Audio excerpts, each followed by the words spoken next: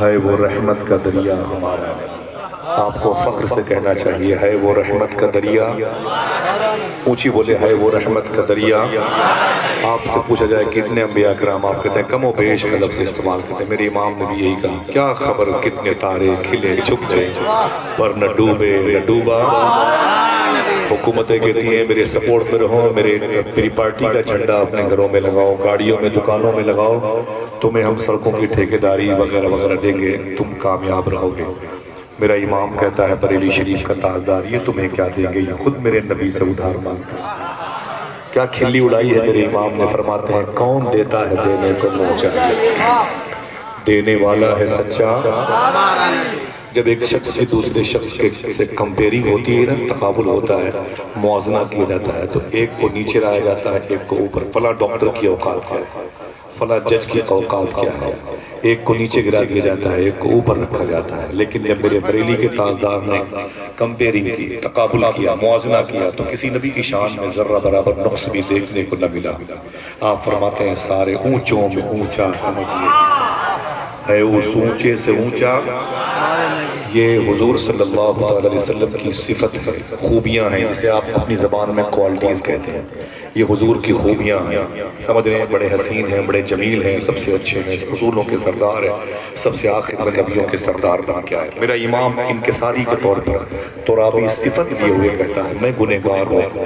تو حضور کے اندر جو کوالٹی ہے، کیا ایسی کوئی کوالٹی حضور کے اندر ہے کہ وہ گنہگاروں کے کام آ جائے؟ پھر اپنی ذات کو تسلی دیتے ہیں، فرماتے ہیں غم زدوں کو رضا مزدہ دیجئے کہ ہے بے کسوں کا سہارا ہمارا۔ جہاں حضور کے اندر اتنی خوبیاں پائی جاتی ہیں، وہاں ایک خوبی یہ بھی ہے جس کا کوئی ساتھ نہ دے اس کا آمنہ کا لال ساتھ دیتا۔ بڑے ادب اور احترام کے ساتھ استاذ الاساتذہ حضور مفتی علیم الدین شاہ صاحب اللہ کی موجودگی ہے اور بڑی خوشی ہے۔ میں یہ جو بیلٹ ہے بنگال کا، یہ پنڈوا شریف کے سرکاروں کے نام سے منسوب ہے۔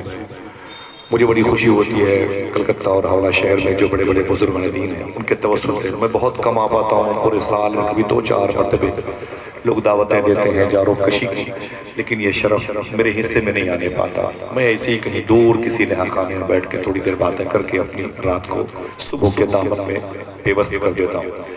لیکن محترم مخدوم گرامی حاجی ذاکر حسین صاحب قبلہ کی محبت تھی، اور بالخصوص نایاب بھائی کا بڑا پریشر تھا کہ بڑے مخلص لوگوں سے ملاقات کا شرف حاصل ہو سکتا ہے، آپ ایک سفر کر لیں۔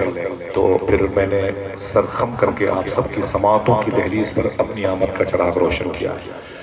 یہ چراغ سحری ہے، بہت دیر تک ٹکے گا نہیں، ٹھیک ہے، لیکن آپ کی آنکھوں کی روشنی سلامت رہے، یہ چراغ سحری ہمیشہ دعا کرتا رہے۔ میں ایک مسافر ہوں، ابھی ہوں چلا جاؤں گا۔ میری پہچان وہی ہے جو میرے بڑے بھائی نظامت کی دنیا میں بہت ہی معتبر نام، یوں کہیے سب سے معتبر نام۔ شاعری اور نظامت دو الگ الگ چیزیں ہیں، لیکن کبھی کبھی سوچا جاتا ہے کہ ان کی شاعری اچھی ہے یا نظامت، تو پھر لگتا ہے کہ دونوں کا مقابلہ کوئی تیسرا نہیں کر سکتا ہے۔ اللہ نے وہ لہجے میں پریشر دیا ہے، وہ لوگوں کو اٹھانے کی صلاحیت دی ہے، بڑوں کی تعداد میں اضافے کا سبب بن گئے، بڑی لکھی سماعتیں مشاعروں میں آنے لگی۔ میرے بڑے بھائی محترم نقیب اہل سنت محترم حسن رضا طاہر صاحب قبلہ، مجھے خوشی ہے، اللہ کا شکر ہے کہ میں نے بہت ساری راتیں، مہینے، شب، سال ان کے قدم کے نیچے گزارے ہیں شہر الہ آباد میں، جسے حضور غوث العالم منور شاہ الہ آبادی کا دیار کہا جاتا ہے۔ وہیں سے ایک دوسرے کے قریب بیٹھ کر کے فکر رضا کی بصیرتوں کے شامیانے کے نیچے بیٹھنے والے مسافروں کے دل کو دیکھنے کی خواہشوں کی دعائیں مانگی گئی تھی۔ آج ہم سب یہاں پر حاضر ہیں، میرے شیخ حضور تاج الشریعہ سرکار نہ رہے، لیکن میرے شیخ نے فرمایا نا کہ جو پیا کو بھائی اختر وہ سہانا راگ، جس سے ناخوش ہو پیا وہ راگنی اچھی نہیں۔ تو مجھے بڑی خوشی ہے کہ اپنوں اور اپنوں کی خوشنودی کا سامان، ان کی تزکیہ نفس اور تطہیر قلبی کا سامان بنے۔ نائب منظر صاحبان نے ان کی نظامت میں مولانا انار الشیخ صاحب جو یہاں کے خطیب و امام ہیں، میں سب کو باری باری ممبر کے علماء کو ان کی قدم بوسی کرتے ہوئے مبارکباد پیش کرتا ہوں۔ میں اس لائق نہیں ہوں، بس دعا کرے اللہ میرا ایمان پر خاتمہ کر۔ میں مفتی نہیں ہوں، میں ڈاکٹر نہیں ہوں، میں علامہ نہیں ہوں، وہ سب کچھ ہو سکتا ہوں، بس ایمان پر خاتمہ ہو جائے بس، ٹھیک ہے۔ میں برائے مہربانی میں اپنے تمام تر بڑوں سے گزارش کروں گا کہ میرے ساتھ ایسا نہ کیا کریں۔ موسم جب گرم تھا تو ایک شخص نے کہا تھا کہ حبس امس کا ماحول تھا، لوگ گھٹن محسوس کر رہے تھے، تو اس نے کہا حبس نکلے دل مستر سے بلائیں جائیں. بیٹھے رہیے گا، جب مجھے ضرورت ہوگی تو آپ کی سماعتوں کو بلاؤں گا. حبس نکلے دل مستر سے بلائیں جائیں، کھڑکیاں کھول مدینے سے ہوائیں آئیں. حبس نکلے دل مستر سے بلائیں جائیں، کھڑکیاں کھول مدینے سے ہوائیں آئیں. ملک الموت بھی آئیں تو یہ کہہ دیں ان سے محفل ذکر نبی ہے نہ اٹھائیں جائیں. ملک الموت بھی آئیں تو یہ کہہ دیں ان سے، ملک الموت بھی آئیں تو یہ کہہ دیں ان سے محفل ذکر نبی ہے نہ اٹھائیں جائیں. محفل ذکر نبی ہے نہ اٹھائیں جائیں. ابر رحمت کی طرح ان پہ جوانی آئے، لوریاں جن کو درودوں کی سنائیں مائیں. ابر رحمت کی طرح ان پہ جوانی آئے، لوریاں جن کو درودوں کی سنائیں مائیں. نثری گفتگو کروں گا انشاءاللہ. آپ بہت بہت شکریہ صاحب. اب آپ سب بیٹھے رہیے گا جب تک اشارے ہوں گے. آپ سب کے قدم کے نیچے میں بیٹھا رہوں گا، علماء کے پیروں کا دھون پیتا رہوں گا انشاءاللہ. اگر اجازت دے تو سلام کروں، پھر درود پڑھتے ہیں، تھوڑی سی باتیں حضور کی کرتے ہیں انشاءاللہ. کوئی پیغام وغیرہ دینا نہیں ہے، بس صرف ذکر کرنے کی خواہش ہوتی ہے. اپنے بزرگوں کی، آقا کریم کی، سید الکونین صلی اللہ علیہ وسلم کے ذکر کی خواہش ہوتی ہے. الحمدللہ رب العالمین. ایک منقبہ شریف میں اپنے بھائیوں سے سننا چاہتا ہوں جو سیدنا شیخ کے حوالے سے ماشاءاللہ. حضور غوث پاک کی بات ہے، حضور غوث پاک کا فیضان تو یہ ہمیں ہمارے پیر خانہ بریلی شریف سے ملا ہے. جو سب سے بڑی دولت ملی ہے اعلیٰ کی بارگاہ سے، وہ غوث پاک کی محبت ہے. اللہ تعالیٰ اس نعمت کی چادر کو اور کشادہ فرما. اللہ کا شکر ہے. ابھی تقریباً نومبر کے پہلے والے ہفتے میں بغداد شریف سے واپسی ہوئی ہے، اور پھر انشاءاللہ 1.5 مہینے کے بعد حضور غوث پاک نے چاہا تو بغداد جانا ہوگا. اللہ کا شکر ہے کہ علماء کرام کی قدم کی برکتیں ہیں. جو سال اس سے پہلے گزرا میں اس سال تقریباً 4 مرتبہ بغداد شریف گیا غوث پاک کی بارگاہ میں. اسی لیے جلسوں میں جاتا ہوں کہ بغداد جانے کا انتظام ہو جائے. پھر سوچتا ہوں وہاں جا کے کاش بغداد میں گھر اپنا بناتے جاتے، دیکھتے آپ کے دربار کو آتے جاتے. واپس ہو رہا تھا تو مجھے راحت کا شعر یاد آ رہا تھا اس زمین پہ. اس نے کہا تھا ہاتھ خالی ہے تیرے شہر سے جاتے جاتے، جان ہوتی تو میری جان لٹاتے جاتے.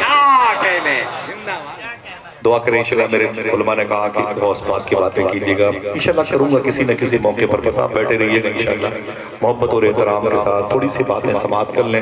کوئی تفریح نہیں ہے، کوئی کھیل کود نہیں ہے، کوئی بازاری لہجہ نہیں ہے. ایک درد ہے جو ذکر مصطفیٰ کی صورت میں بیان ہوا چاہے.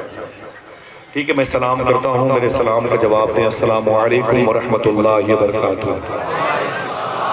اس کے بعد مل کر کے درود شریف پڑھتے ہیں. درود کیا ہے؟ درود شریف کیا ہے سنیں آپ. حدیث شریف میں ہے کہ آقا کریم صلی اللہ تعالیٰ علیہ وسلم اپنی امت کے لوگوں کا میدان محشر میں نام لے کے بلائیں گے.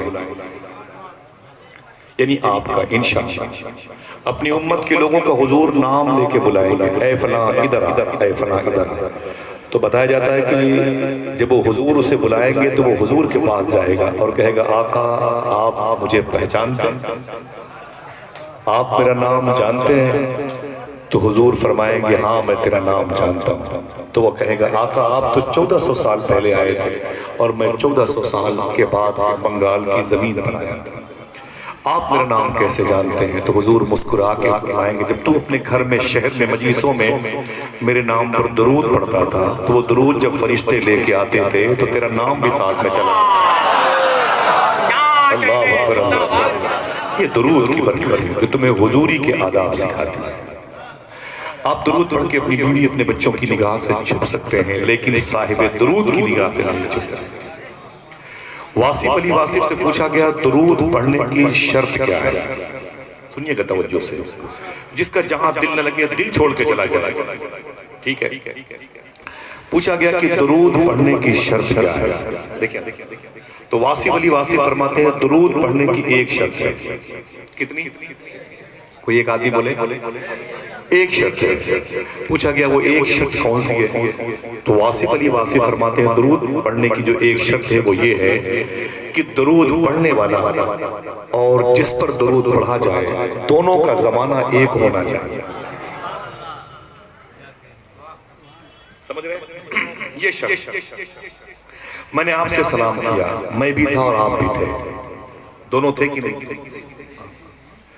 تو سلام کرنے کے لیے دو کا ہونا ضروری ہے، آپ کا بھی اور میرا بھی۔ ٹھیک؟ ایسے ہی درود پڑھنے کے لیے آپ کا بھی ہونا ضروری ہے اور حضور کا بھی ہونا ضروری ہے۔ کہا درود پڑھنے کی شرط یہی ہے کہ جس کو درود، جس کی بارگاہ میں درود پیش کیا جائے اس کا بھی ہونا ضروری ہے اور درود پڑھنے والے کا بھی۔ اس نے کہا تو اس کا مطلب ہے کہ ہم درود نہ پڑھیں، اس لیے کہ ہم تو حضور کے زمانے میں نہیں۔ تو واصف صاحب فرماتے تم نے سچ کہا، تم حضور کے زمانے میں نہیں تھے، لیکن یہ بھی حقیقت ہے حضور تو تیرے زمانے میں ہے۔ یہ بھی حقیقت ہے حضور تو تیرے زمانے میں ہے۔ کہا حضور اس زمانے میں ہے، ثبوت کیا ہے؟ کہا چاند چمکتا ہے، یہی اس بات کا ثبوت ہے کہ حضور ہے۔ سورج نکلتا ہے، یہی اس بات کا ثبوت ہے کہ کوئی ہے جس کی وجہ سے نکلتا ہے۔ بغیر کسی کھمبے، بغیر کسی پلر کے اللہ نے آسمان کو روک رکھا ہے، اس کا مطلب کوئی ہے جس کی وجہ سے روک رکھا ہے۔ زمین کا بیلنس قائم ہے، اس کا مطلب کوئی ہے جس کی وجہ سے قائم ہے۔ پتہ چلا حضور کائنات کی جان ہے، بقول فاضل بریلوی جان ہے تو جہاں۔ کیا کہا شاعر نے؟ ہٹ جائیں اگر رسول خدا درمیان سے، لاکھوں بلائیں ٹوٹ پڑے آسان۔ یہی سوال حضور سیدی اشاہ صوفی سلطان میاں شاہ صاحب قبلہ سے کیا گیا، درود پڑھنے کا طریقہ کیا ہے؟ بیٹھے رہیے، درود پڑھنے کا طریقہ کیا ہے؟ پھر سے ریورس کر دیں، درود پڑھنے کا طریقہ کیا ہے؟ تو صوفی صاحب فرماتے ہیں درود پڑھنے کا ایک طریقہ۔ پوچھا گیا وہ کیا؟ آپ فرماتے ہیں کہ ایسے درود پڑھو جو طریقہ ہے، ایسے درود پڑھو جیسے فرمایا حضور نے تم نماز پڑھو، یہی طریقہ درود پڑھنے کا ہے۔ پوچھا گیا وہ کیسے؟ کیا طریقہ ہے درود نماز پڑھنے کا؟ تو آپ فرماتے حضور نے ارشاد فرمایا ایسے نماز پڑھو یا تم خدا کو دیکھ رہے ہو یا خدا تمہیں دیکھ رہا ہے۔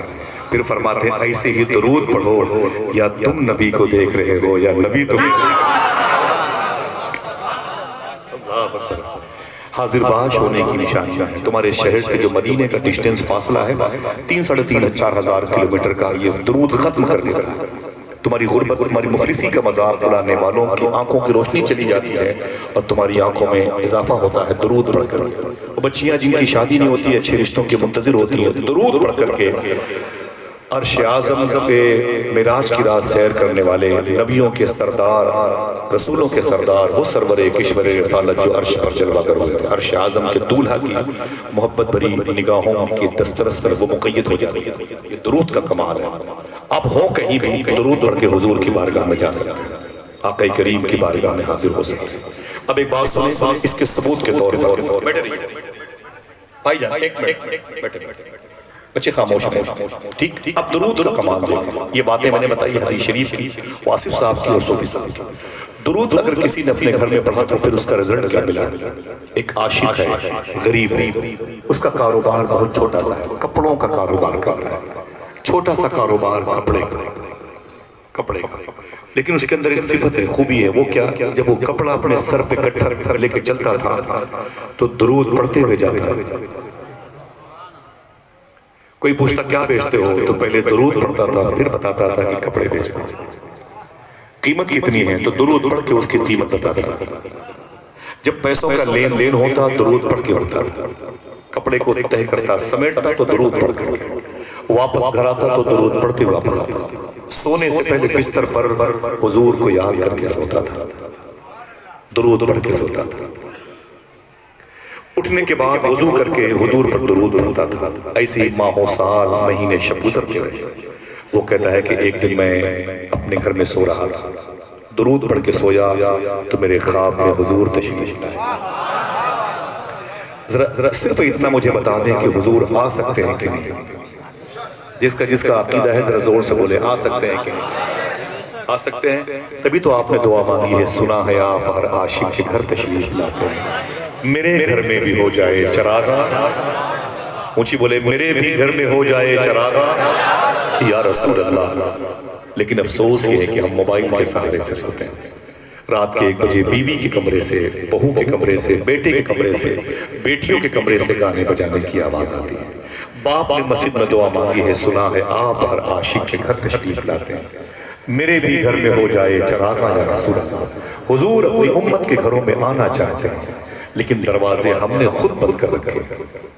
صوفی صاحب فرماتے ہیں کہ تمہارے ہاتھوں میں موبائل رہتا ہے، رات کے 2 بجے 3 بجے تک تم موبائل کی اسکرین پر فلمیں ناچ گانے دیکھتے رہتے، حضور کو یاد بھی نہیں کرتے، انگلیاں تھک جاتی ہیں، موبائل گر جاتا ہے، تم سو جاتے ہو۔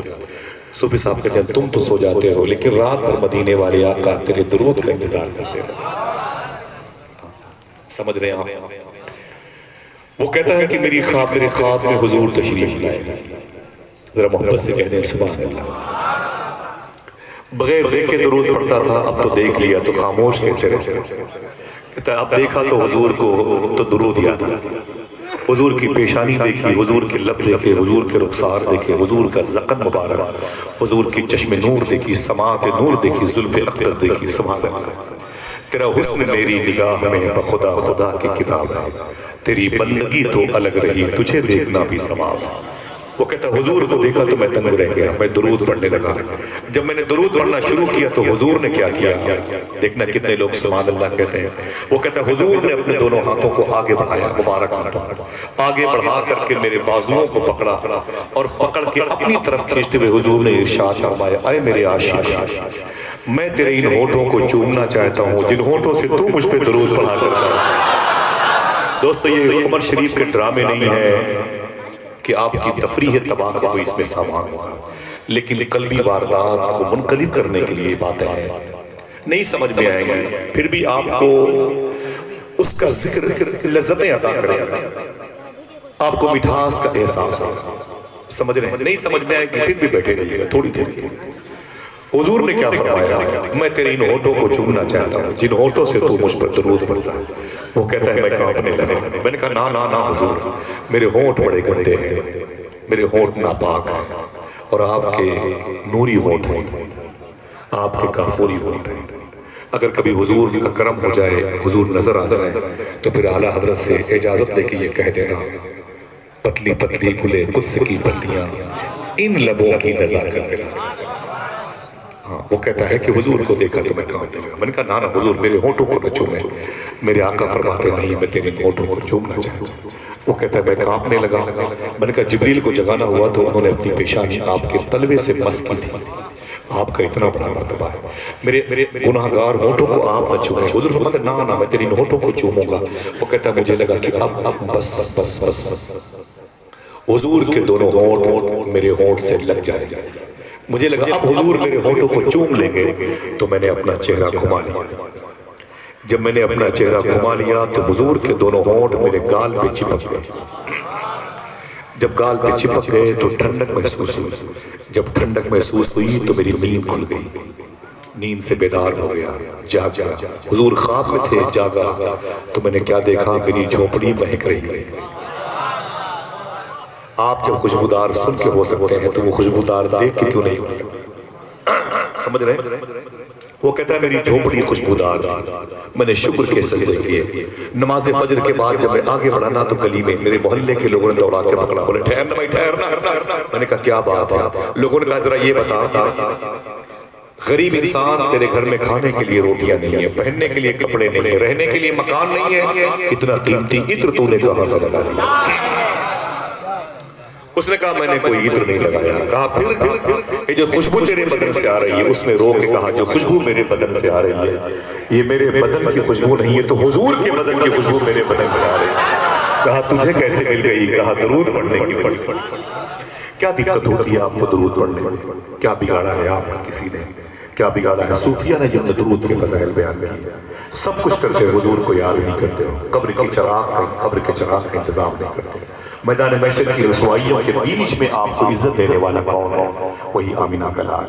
دل سے دعا کرو جب اپنے کاروبار کے لیے نکلا کرو تو باوضو نکلا کرو انشاءاللہ، سمجھ گئے نا؟ جب گھر سے نکلا کرو تو وضو بنا کے نکلا کرو، بائک پر بیٹھے تو درود پڑھتے ہوئے نکلا کرو انشاءاللہ۔ 10 مرتبے ہی صحیح حضور کو یاد کر لیا، جس نے پوری زندگی آپ کے آنے سے 1400 سال پہلے آپ کو یاد کیا، اس کو آپ آنے کے بعد ایسا بھولے ہیں، یہ کون سی محبت ہے بھائی؟ دعا کرو کہ یہ دل حضور کی محبت کا ATM بن جائے، آمین کہہ دو۔ بڑے ادب اور احترام کے ساتھ درود شریف آواز بلند پڑھیے گا، تھوڑی سی بات کروں گا انشاءاللہ۔ اللہم صلی علی سیدنا و شفیعنا و نبینا و مولانا نورک محمد وعدتہ وبارک وسلم بعدد کل معلوم۔ میرے آقا صلی اللہ علیہ وسلم نے قرآن شریف لکھا ہے، تلاوت فرمائی، محمد رسول اللہ، محمد اللہ کے رسول ہیں۔ اونچی بولے محمد اللہ کے رسول، سب کی آواز آنی چاہیے، محمد اللہ کے رسول ہے۔ کئی باتیں چھپی ہوئی ہیں، ایک وہ جو محمد ہیں انہیں ایسا مت سمجھنا کہ صرف امی حلیمہ کی بکریاں چراتے ہیں، سمجھ رہے ہیں؟ وہ اللہ کے رسول ہیں، سمجھ رہے ہیں؟